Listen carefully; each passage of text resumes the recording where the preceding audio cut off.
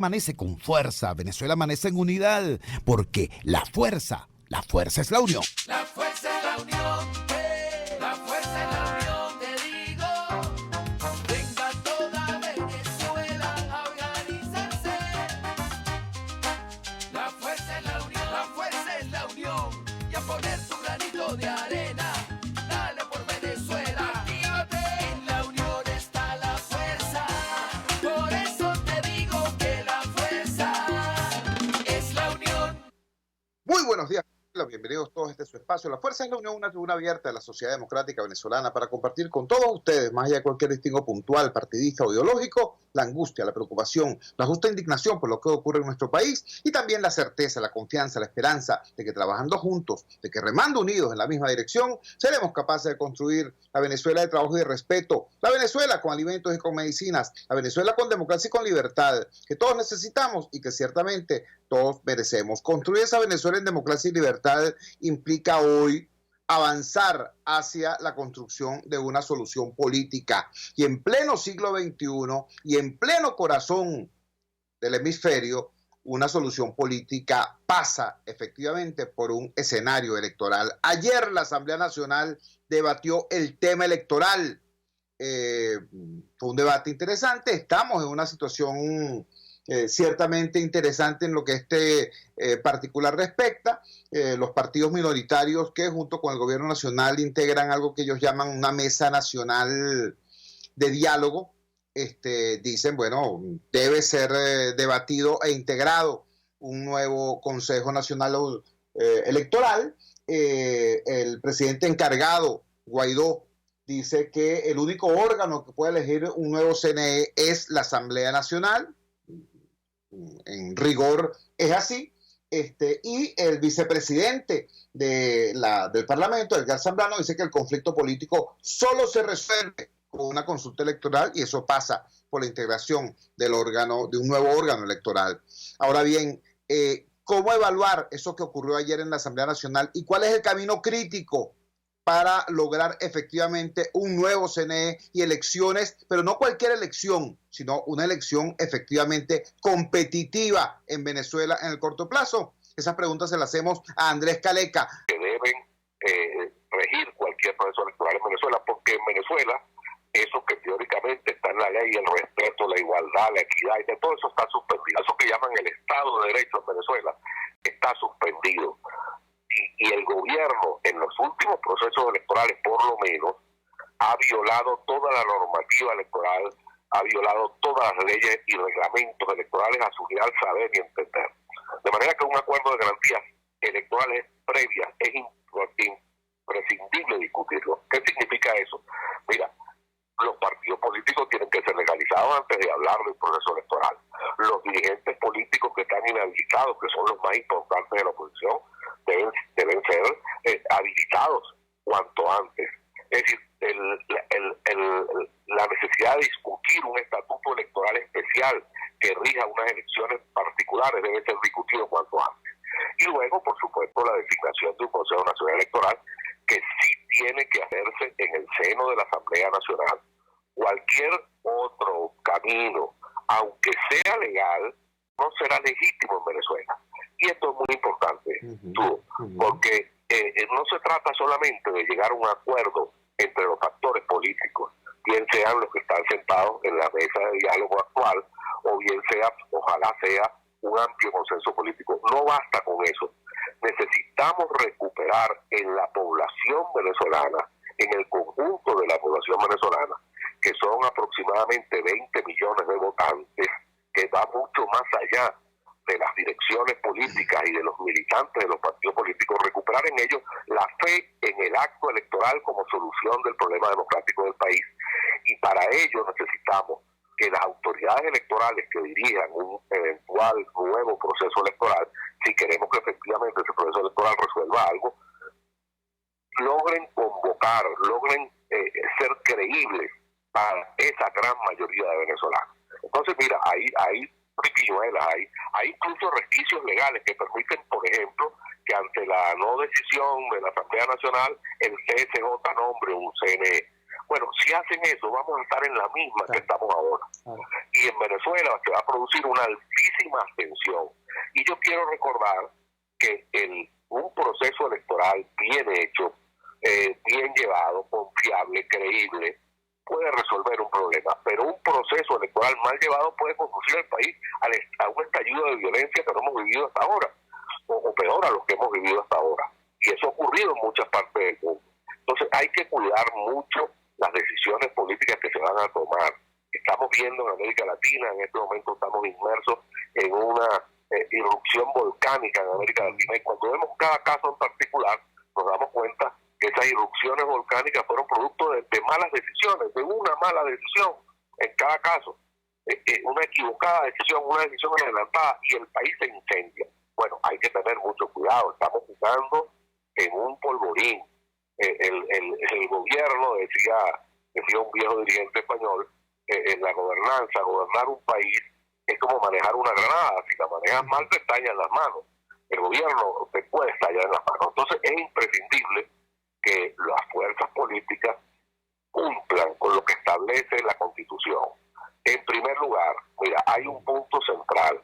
La Constitución ordena que las autoridades máximas del Consejo Nacional Electoral deben ser independientes, entendiendo por independencia política el no haber militado en partidos políticos en los últimos 7 años por lo menos de su vida pública. Bien, eso tiene que cumplirse. O sea, no podemos inventar, no podemos jugar en esto, porque necesitamos que el país recupere la credibilidad en el órgano electoral. La Constitución indica un procedimiento engorroso, difícil, de postulación de candidatos. Eso tiene que cumplirse. Lo digo, como necesitamos resolverlo de manera muy rápida, he propuesto muchas veces, incluso en tu programa, Chugo, que debe discutirse previamente un estatuto electoral especial aprobado por la Asamblea Nacional que acelere los lapsos, que acelere los tiempos, porque necesitamos resolver el problema rápidamente. Pero acelerar los tiempos no quiere decir que se va a violar la Constitución. Entonces hay que ser muy delicado. Ayer vi algunos diputados, lamentablemente no pude, el país tiene esa falta de información, no tenemos un canal de la Asamblea Nacional funcionando, no pude ver todo el debate, sino pinceladas pues que uno ve por vía del Twitter, de las redes sociales. Ayer vi una diputada del Polo Patriótico diciendo abiertamente que el CNE no lo debe designar esta asamblea, que está en desacato y que debe hacerlo el Tribunal Supremo de Justicia. Están jugando con fuego. Aprendan de lo que está ocurriendo, vean las barras de los vecinos arder y pongan las suyas en remojo, como dice el refrán. Hagan las cosas bien. Eso vale para todos, incluyendo para el sector de la oposición que está en una mesa de negociación con el gobierno, que es un sector no despreciable, que no hay que desestimar ni nada por el estilo, y que, por cierto, ayer ha dado síntomas muy interesantes. Varios de sus integrantes, por ejemplo, me llamó mucho la atención una declaración de Segundo Meléndez, que es una autoridad del MAS, que es uno de los partidos que participan allí, diciendo que la Asamblea Nacional es la que tiene que nombrar un CNE, no otra institución. No porque no sea legal, sino porque no va a ser legítimo. Eso es muy importante plantearlo en este caso. Estamos conversando con Andrés Careca, expresidente del Consejo Nacional Electoral. Andrés, efectivamente, uno de los elementos, digamos, más distintivos de tu discurso público ha sido la insistencia en esta suerte de estatuto electoral provisorio y de emergencia. Explícanos una vez más la pertinencia de ese recurso en la actual circunstancia política y electoral venezolana. Bueno, mira, lo he dicho varias veces, la ley electoral venezolana, como es lógico, está concebida para la normalidad democrática, con unos tiempos, un cronograma, unos lapsos suficientemente amplios para garantizar pulcritud, por supuesto, del proceso electoral, aunque nadie la cumpla, y aunque el Consejo Nacional Electoral actual, presidido por esta señora, haya violado esa ley por la vía reglamentaria. Es impresionante la cantidad de reglamentos que este Consejo Nacional Electoral ha hecho de manera sobrevenida y arbitraria, muchas veces violando hasta la propia ley electoral, a veces hasta la Constitución. Bueno, todo eso hay que limpiarlo, pero bien, el tema central es que los tiempos de una solución electoral en Venezuela son cortos, porque situación de Venezuela es una situación crítica, de caos generalizado. Hay que resolver el problema rápidamente. Ayer lo recordaba el primer vicepresidente de la Asamblea Nacional, Ángel Zambrano. No basta con unas elecciones parlamentarias, se requieren unas elecciones presidenciales. Llámalas tú repetición de las del 20 de mayo o adelanto de las del 2025, como tú quieras. Yo creo que sí tiene razón Zambrano. Bueno, para que el tema electoral sea efectivamente una válvula de solución, tiene que hacerse rápido. No tan rápido que vayas a hacer una mamarrachada, pero tampoco puedes aplicar los tiempos que establecen, los lapsos que establece la ley electoral vigente, porque te tiran un año o más organizando cualquier proceso electoral. Entonces, se requiere un estatuto electoral especial que agilice los procesos electorales, no los soslaye, por supuesto, no los abandone. Pero, por ejemplo, nosotros tenemos allí 6 meses para la inscripción y renovación del registro electoral, 3 meses para la impugnación del registro electoral, después entonces unos meses para la inscripción de candidatos, después otro tiempo largo para la impugnación de candidatos. Cuando vienes a ver, el proceso electoral organizado de esta forma tarda 2 años, si es un proceso electoral que incluye parlamentarias, por ejemplo. Entonces hay que acelerar esos lapsos. Tiene que hacerse una legislación especial que no es inusual en Venezuela, se ha hecho en múltiples ocasiones y en el mundo también. Mira, la Constitución de 1999, por ejemplo, esa elección que es la más compleja que se haya hecho en Venezuela desde el punto de vista técnico, porque si tú recuerdas, fue una elección absolutamente uninominal, donde no hubo candidatos por partido, se hicieron, fíjate tú, uninominal absolutamente, bajo un estatuto electoral especial.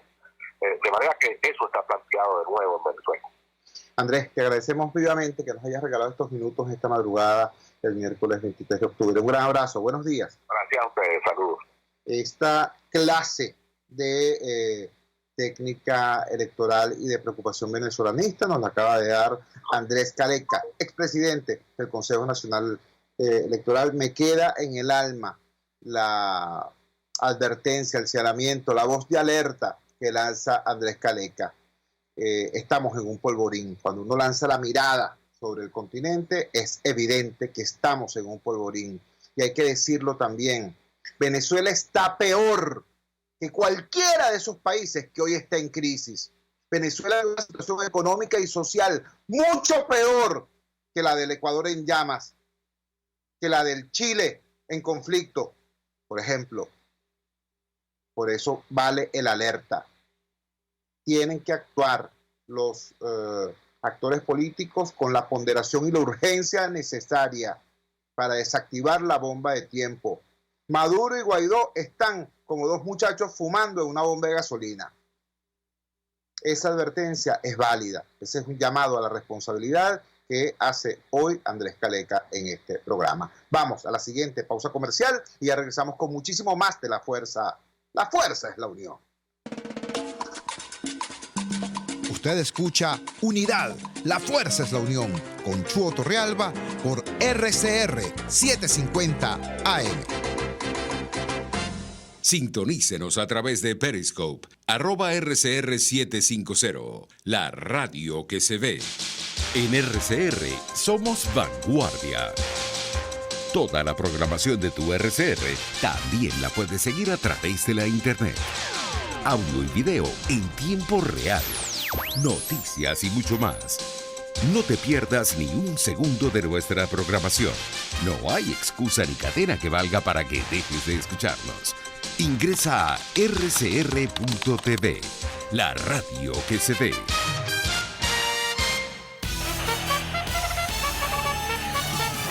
Conéctese a la emoción del hippismo nacional e internacional en Trasnocho Hípico, con la llave ganadora, Jesús Oropesa y Héctor Alonso. Estadísticas, entrevistas, pronósticos.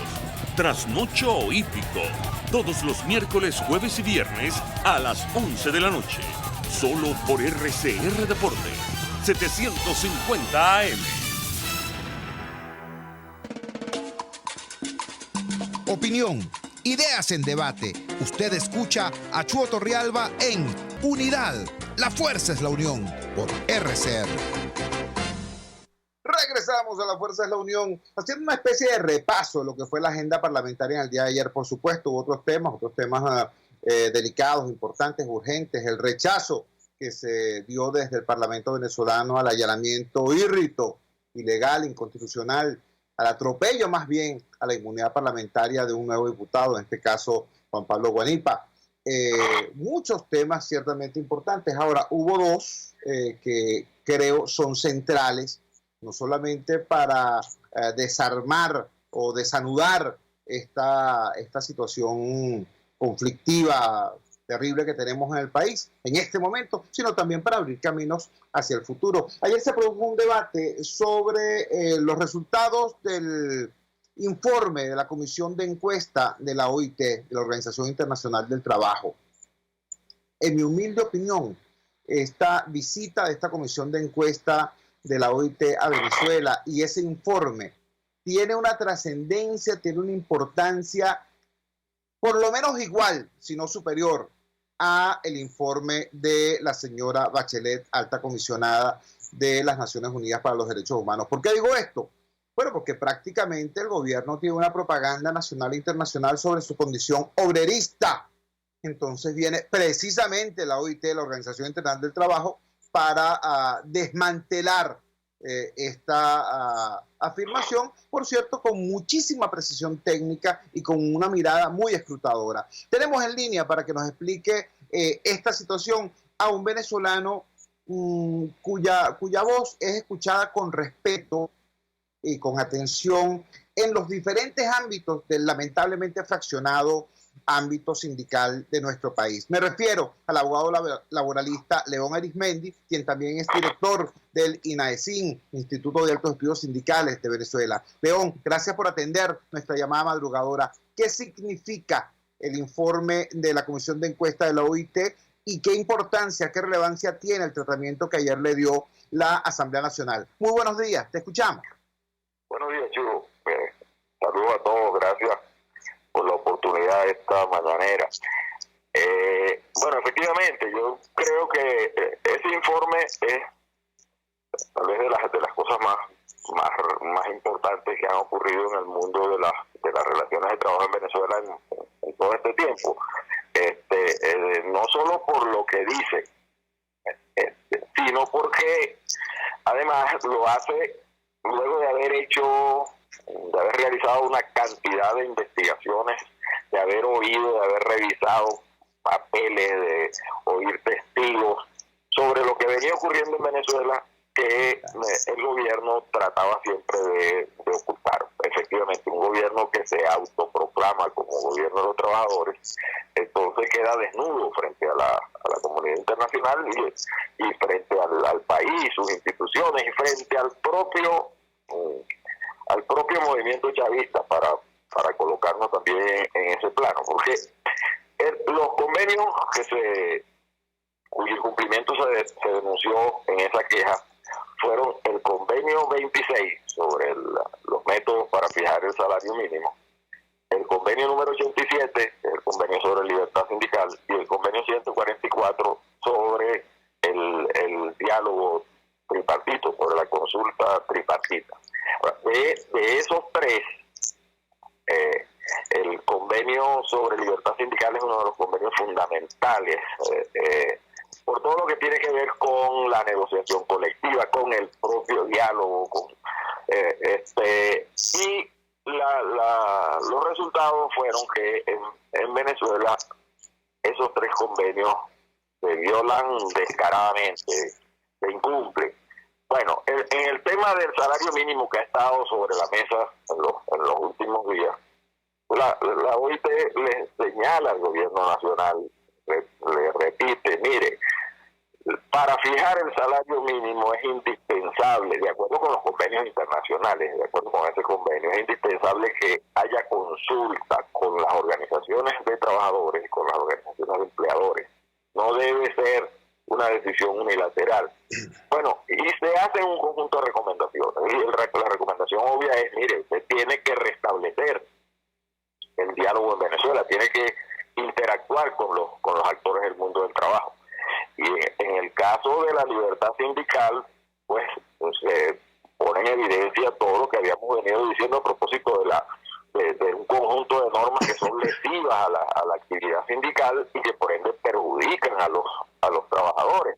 O sea, el tema de la intervención del Consejo Nacional Electoral en las elecciones sindicales, eso desde el primer día se dijo, eso es incompatible con el convenio 87.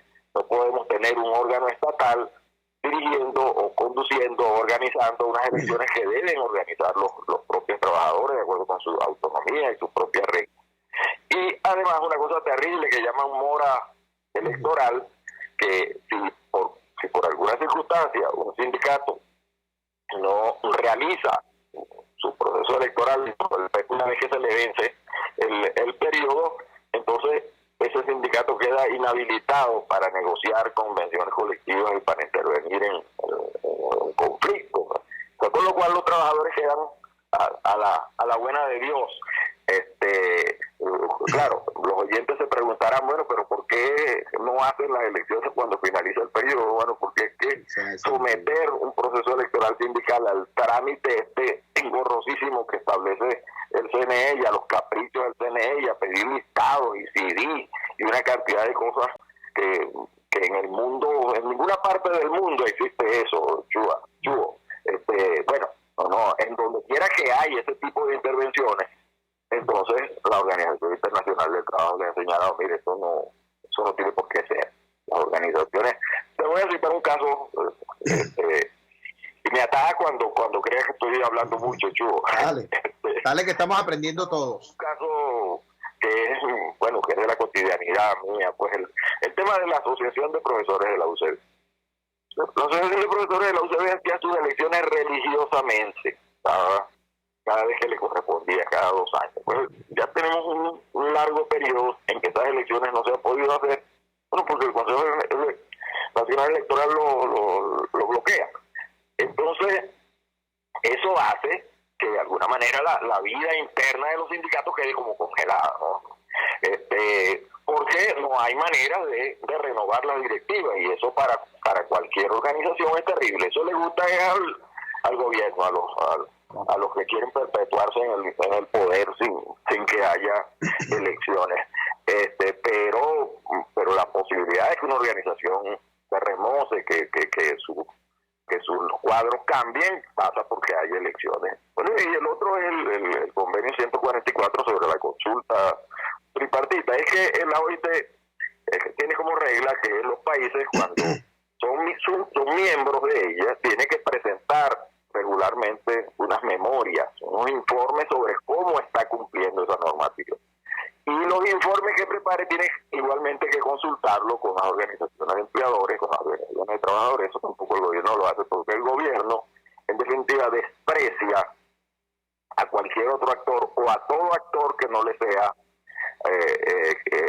afín en el sentido o incondicional, más que afín. Esa es la manera como el gobierno maneja las relaciones de trabajadores. Es un país en donde el trabajo ha sido destruido, literalmente, porque trabajar en Venezuela, el trabajo asalariado, se ha convertido en una cosa absolutamente improductiva.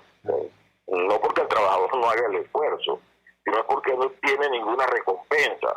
El salario en Venezuela, como han dicho muchos en los últimos tiempos, bueno, se ha convertido en una cosa, o sea, a los esclavos, el esclavista tenía que mantenerlo, tenía que darle la comida, la habitación, tenía que dotarlo de todo lo que en nuestro país el trabajo no alcanza ni para comer. O sea, no hay manera de que con el salario mínimo que existe en Venezuela se puedan satisfacer las necesidades de ningún trabajador.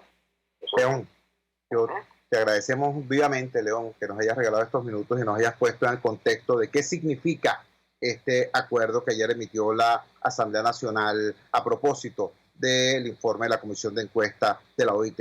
Un gran abrazo, buenos días. Un abrazo, buenos días, chicos. Era León Arizmendi, abogado laboralista, director del Instituto de Altos Sindicales de Venezuela, y una voz, repito, muy escuchada en los diferentes ámbitos del lamentablemente dividido espacio sindical venezolano. Esto hace de León una figura importante y extremadamente socorrida, atendida por las diferentes expresiones del movimiento sindical en nuestro país. Quiero insistir en un punto. Hasta hace muy poco tiempo, el régimen de Chávez e incluso en su primer año el régimen de Maduro obtuvo por parte de quienes integraban la OIT, la Organización Internacional del Trabajo, o respaldo o por lo menos silencio cómplice.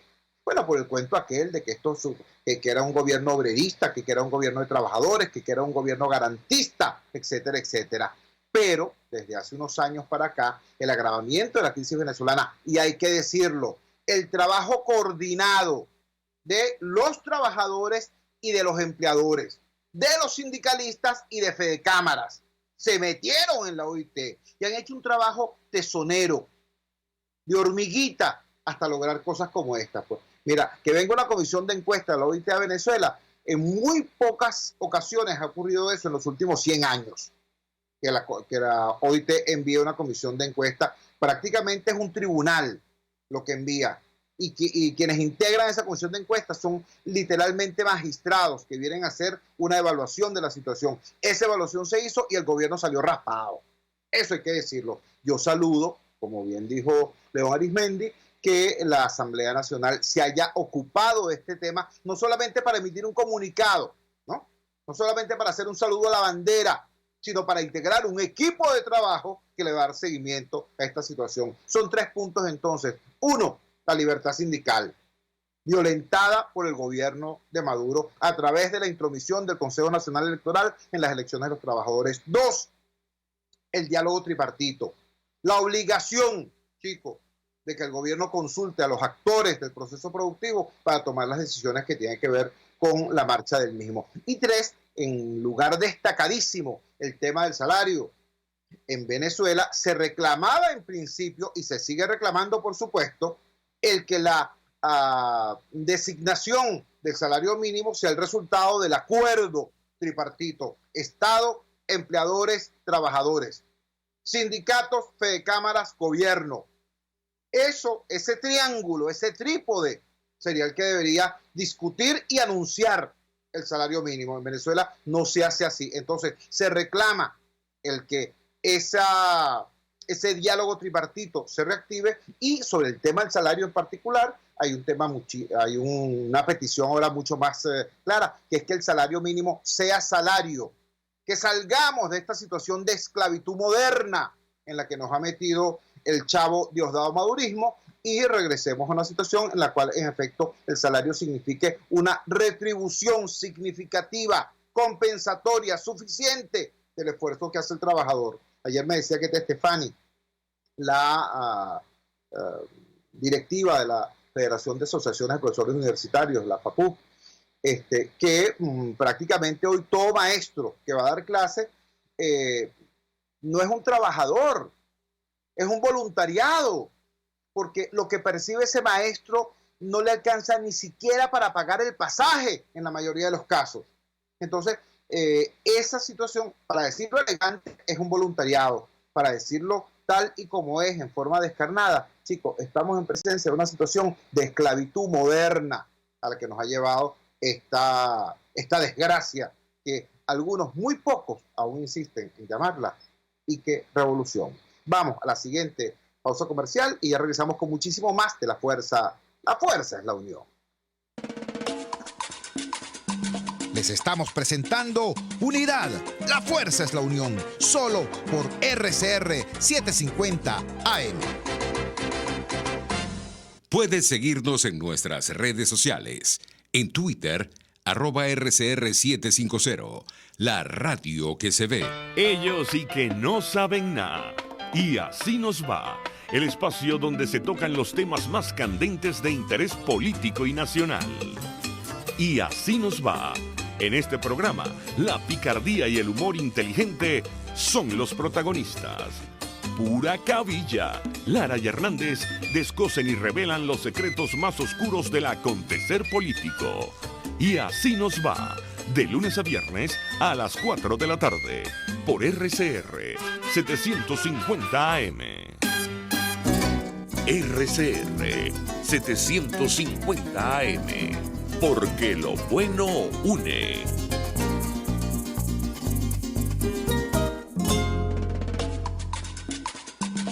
Les estamos presentando Unidad. La fuerza es la unión. Solo por RCR 750 AM. Regresamos a La Fuerza es la Unión. Ayer se produjo el inicio, hay que subrayarlo, de la jornada de protesta nacional de los maestros. Hacíamos el comentario al final del segmento anterior de lo que conversamos Keta Estefani y yo en el contexto de la rueda de prensa que dio la sociedad civil en respaldo a los maestros en lucha. Hoy aparece en varios medios de comunicación el balance hecho por Edgar Machado, el presidente del Sindicato Venezolano del Magisterio en el Distrito Capital. Machado habla de un cumplimiento del 80% del paro en toda la región capital. Cifras similares se manejan en buena parte del país. Tenemos en línea a un maestro de base que además es líder comunitario, que nos va a compartir lo que fueron sus impresiones de ese primer día de paro nacional del magisterio. Alonso Becerra, dirigente comunitario de la zona sur de Caracas, de la parroquia del Valle y docente en ejercicio. Alonso, desde tu perspectiva, desde tu experiencia, ¿qué pasó ayer? Te escuchamos. Muy buenos días a toda la audiencia de Radio Caracas Radio y en especial de La Fuerza es la Unión. Bueno, si tenemos que hacer una valoración de el paro de ayer, podemos llevarlo a esto de manera tangible, podemos ponerle una calificación, una nota de 20 puntos, porque el paro en sí se cumplió. Y como dice el profesor Machado, 80% de parte de los docentes, ausentismo laboral, y en muchos casos los docentes fueron a los diferentes puntos convocados por el magisterio.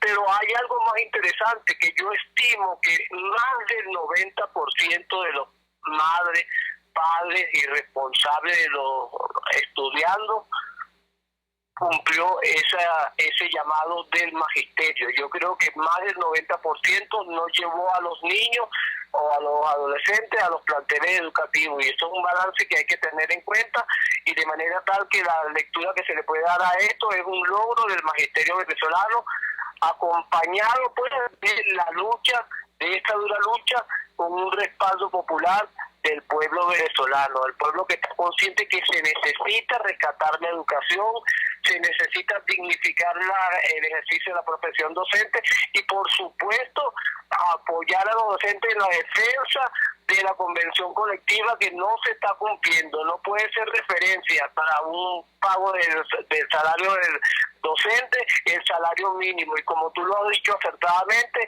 el salario mínimo debe satisfacer las necesidades de cada uno de los docentes. El cestapique para los jubilados necesitan el cestapique, y es importante destacar que el cestapique se lo dan a los activos, pero se olvida el ministerio que el cestapique debe ser también para asistir a la familia. El docente tiene familia, tiene hijos, tiene deberes y obligaciones que cumplir y que responder a su comunidad, a su grupo familiar. La emergencia educativa está latente, hay una resistencia activa de parte de los docentes, se ven las movilizaciones, se ven los solares que se han convocado a nivel nacional, y hay apoyo de la comunidad, porque eso es muy importante. Ayer en el recorrido que hicimos en la parroquia del Valle, todos los planteles completamente desasistidos de parte de representantes, madres, padres y del alumnado. Y los docentes que fueron se agruparon en el Ministerio de Educación, a las puertas del Ministerio de Educación, gran cantidad de docentes pidiendo, exigiendo mejores salarios y sobre todo el punto de honor, que es los planteles educativos. Se necesita la dotación de los planteles educativos. ¿Cómo es posible que en un país con petróleo, con tantas riquezas petroleras, minerales, se hayan eliminado las pruebas del acto porque no hay papel de carta, papel para fotocopiar los exámenes? Eso no puede ser. El muchacho necesita ser evaluado para ver cómo va su rendimiento académico. Así es. Alonso, ¿algún elemento que creas que es necesario optimizar de cara a este segundo día de paro? Porque recordemos, el paro estaba convocado para el 22 y el 23, martes y miércoles. ¿Qué, en tu experiencia, pues como docente de base y como líder comunitario, qué sugerencia harías para este segundo día de conflicto? Bueno, yo sugiero a las federaciones, a los sindicatos, al colegio de profesores, que por lo menos se pongan un poquito más de acuerdo, un esfuerzo, porque lo que se logró ayer fue bastante considerable, tiene bastante mérito, pero sí es necesario que haya más consenso para la toma de decisiones, porque el patrono de los educadores es el Ministerio de Educación, y yo recomiendo que las concentraciones, cuando se vayan a hacer, se limiten a un solo lugar para que no se disperse, el esfuerzo se vea, los resultados se vean más tangibles, pues para que la gente se dé cuenta que es un gremio súper organizado, pero poco a poco ahí vamos construyendo este nuevo tipo de lucha social que vamos a estar seguros que va a lograr su fruto a la brevedad posible. Muchísimas gracias, Alonso. Muy buenos días. Buenos días a la audiencia. Era Alonso Becerra, docente de base, profesor de bachillerato y líder comunitario. Yo coincido con su apreciación. Yo creo que el paro fue una experiencia, el paro del día de ayer fue una experiencia en general exitosa. Debo reconocer que el hecho del ausentismo laboral no es en sí mismo un gran dato como para decir qué exitosos fuimos, porque en la actualidad, sin paro, el ausentismo es demasiado grande, porque la gente no tiene cómo llegar al trabajo, la gente no tiene cómo pagar pasaje, y si tiene con qué pagar pasaje, entonces resulta que no hay unidad de transporte colectivo.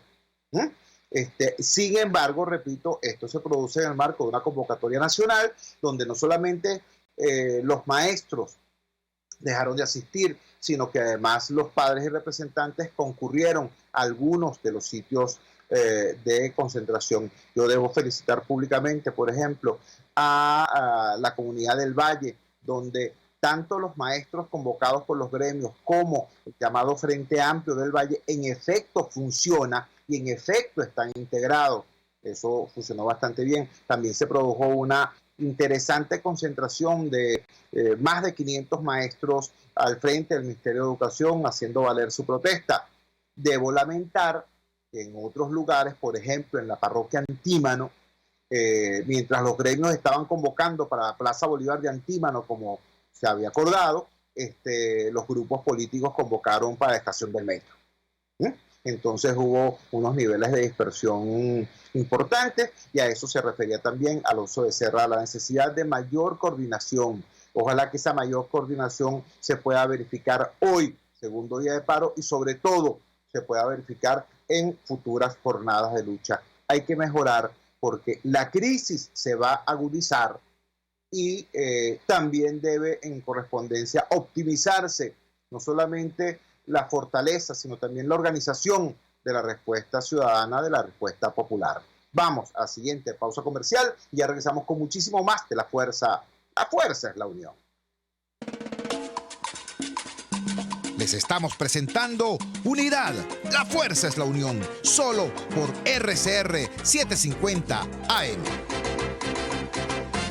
Puede seguir nuestra programación a través de rcr.tv, la radio que se ve. En Arnamar contamos con una muy extensa gama de productos cosméticos de primerísima calidad para el cuidado personal de toda la familia.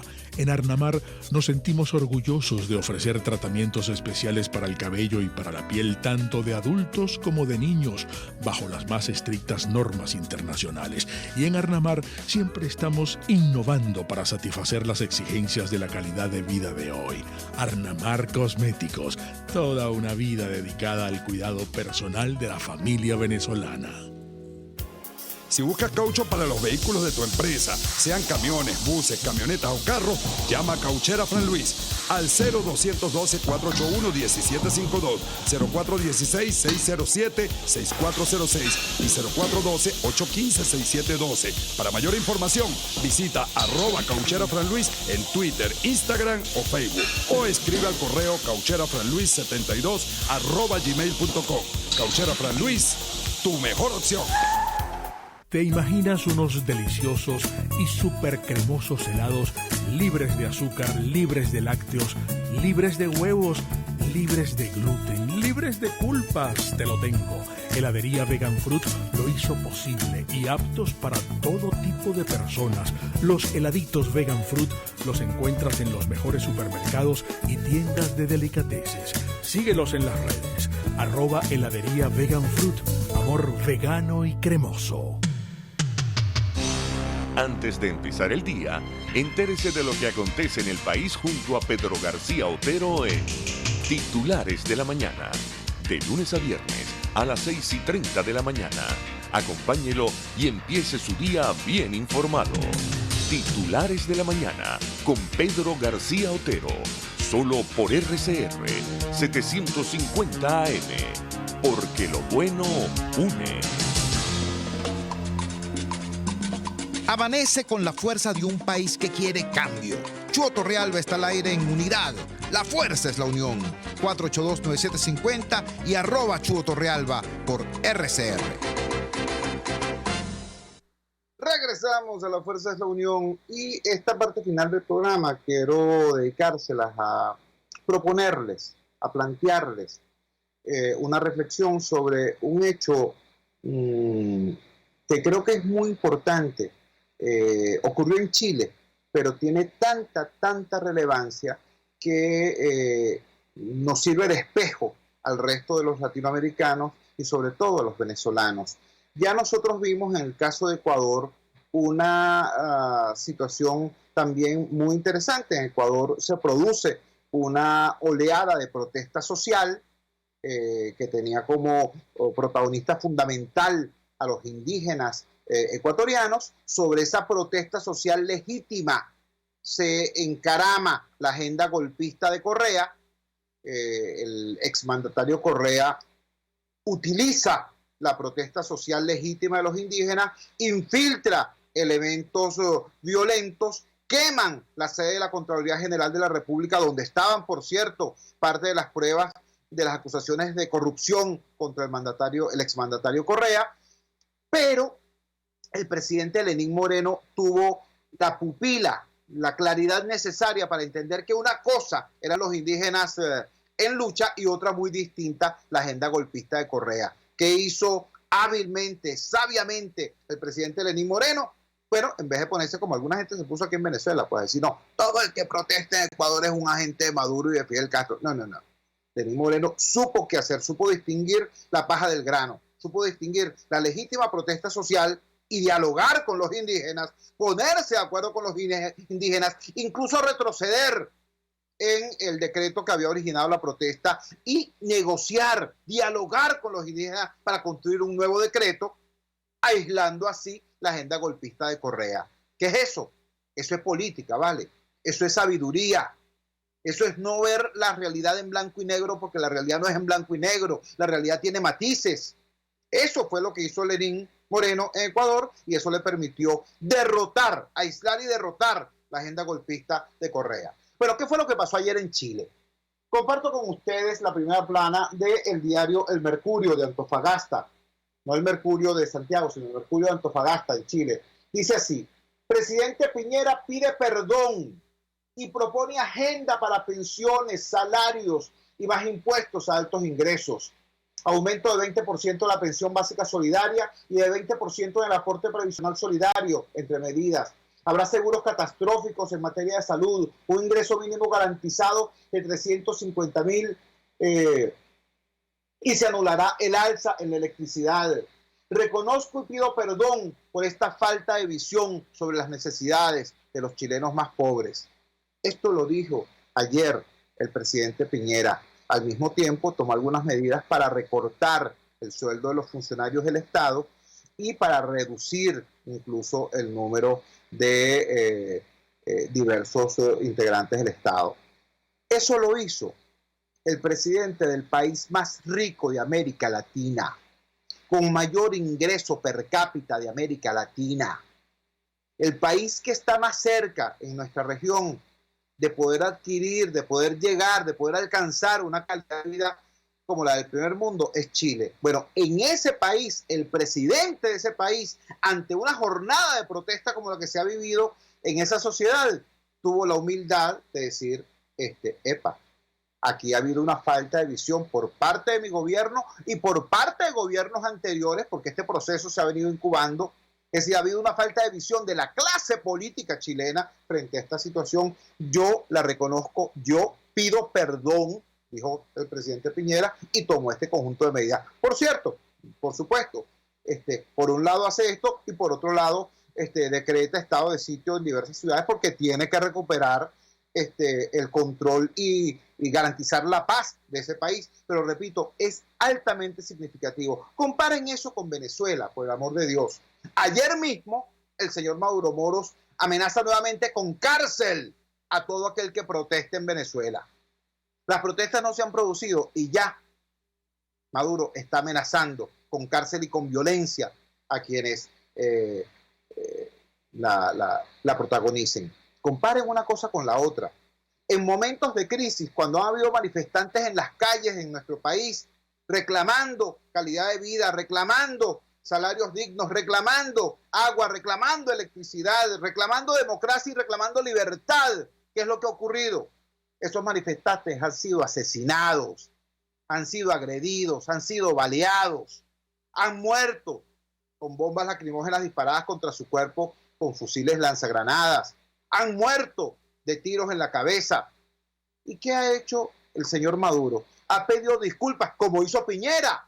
Ha reconocido el error de él, de su gobierno y de la clase política, como hizo Piñera. No, chico. A Maduro se le podía ver en esos días horrendos bailando salsa en una tarima. Esa es la diferencia impresionante entre una conducta y la otra. Ahora bien, se abren ventanas de oportunidad en medio de tanto desastre. Hoy sale en el diario, así se llama, el Diario de España, una declaración del señor Maduro Moros, sobre la cual yo quiero alertar. Maduro dice en esta declaración, repito, en el Diario de Madrid, así se llama, el Diario de Madrid, el diario.es, dice: Maduro quiere que el Programa Mundial de Alimentos llegue a Venezuela ya.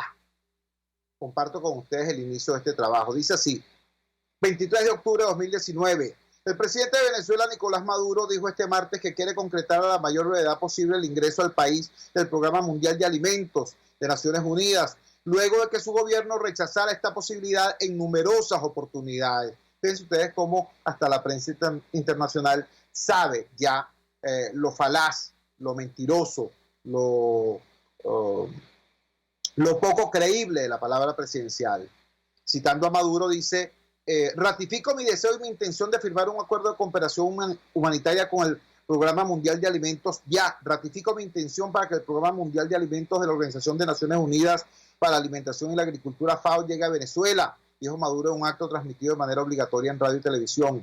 Estoy listo, mi compadre. No sé por qué se tarda tanto el Programa Mundial de Alimentos, añadió el mandatario. Bueno, Maduro, si tú no sabes por qué se ha tardado tanto el Programa Mundial de Alimentos, te lo cuento. Se ha tardado tanto porque tú no has permitido que llegue el Programa Mundial de Alimentos a nuestro país. Tú lo has impedido porque te importa poco el hambre de los ciudadanos, te importa poco el sufrimiento del venezolano de a pie, incluyendo el chavista humilde, te importa poco. Hasta hace nada tú estabas diciendo que no se podía admitir esa ayuda porque aquí no había crisis. ¿No te acuerdas, chico, que tu vicepresidenta del Cieloína llegó a afirmar que en Venezuela se producen alimentos para alimentar a 3 países? ¿No te acuerdas, vale? ¿Te dio amnesia? Bueno, yo no sé si te dio amnesia, pero necedad sí te dio. ¿Ves? Y por esa necedad hay mucha gente pasando hambre, sufrimiento y muriendo de inanición. ¿Me entiendes? En Venezuela. Entonces, frente a esta declaración, repito, se abre una ventana de oportunidades. Ayer, el presidente de Cámara, Ricardo Cusano, dio una declaración muy importante desde la Asamblea Nacional cuando se debatió el tema de la OIT. Les leo el reporte tal como lo han publicado diversos portales. Cámara, desde la Asamblea Nacional: no podemos dejar que el hambre se utilice como herramienta política y de control social. Eso es así.